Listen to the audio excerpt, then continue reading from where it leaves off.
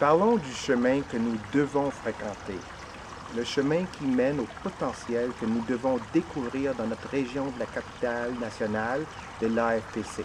Ce potentiel se réalisera seulement par la sueur de notre travail au niveau des communications, la mobilisation, la représentation et les communications. Je mets encore l'emphase sur les communications.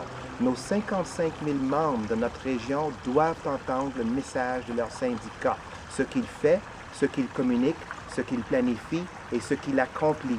Les embûches qui nous attendent se trouvent au niveau du gros plan. Nous devons continuer ce que nous faisons bien, soit défendre nos membres en milieu de travail, mais nous devons aussi nous confronter aux gros problèmes qui se trouvent directement sur notre voie. Notre voie passe par l'opinion publique et les propositions politiques que le gouvernement actuel propose et qui sont basées sur une idéologie qui est fausse. Prenons par exemple les coupures annoncées récemment à la Défense nationale. Des milliers d'emplois coupés justement au moment que nos troupes reviennent à la maison après 10 longues années de rotation en mission dangereuse en Afghanistan. Prenons l'annonce faite tout récemment par la Fédération canadienne de l'entreprise indépendante qu'il vaut mieux couper toutes les pensions des employés publics ainsi que tous les syndicats. Parfois, je me demande quand est-ce que le Canada est devenu le Wisconsin. L'approche de la droite gagne en popularité au Canada, surtout parmi l'élite corporative qui ne voit que les piastres par millions qui seront déposés dans leur compte de banque.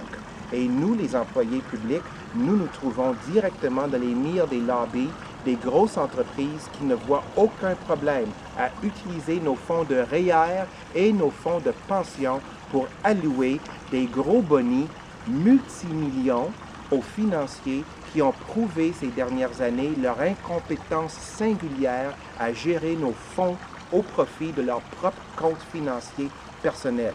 Ça me rappelle trop de gestionnaires avec qui on doit traiter et qui vont pointer du doigt leur staff incompétent, tandis que c'est souvent la gestion qui se trouve à la base de ce problème. Ne pouvant pas et ne sachant pas comment fournir le soutien ni la formation que les employés ont tant besoin. Des gestionnaires qui n'ont jamais consulté les conventions collectives.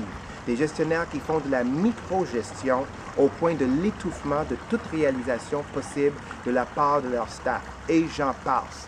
La voie qui mène au but nous force à dénoncer les idéologues et à soulever la faiblesse de leurs analyses tout en mettant de l'avant nos propres arguments et notre message sur l'importance des services publics de qualité. Nous devons rappeler aux Canadiennes et aux Canadiens que la voie pour livrer des services de qualité et le bon rendement pour nos impôts passe par une administration publique bien gérée et contrôlée, par des politiques publiques saines, la bonne gouvernance et le bon gouvernement. Nous devons défendre à voix haute et auprès du public, des deux côtés de la rivière de la RCN, le message que l'intérêt public mène toujours sur l'intérêt corporatif.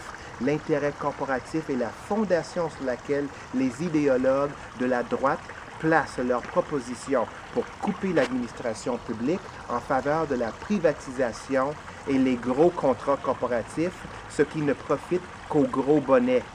Voilà une bataille que je suis prêt et que je suis certain que nous sommes tous et toutes prêts à livrer, que nous sommes capables de livrer et que nous allons bel et bien livrer. Alors restez à l'écoute.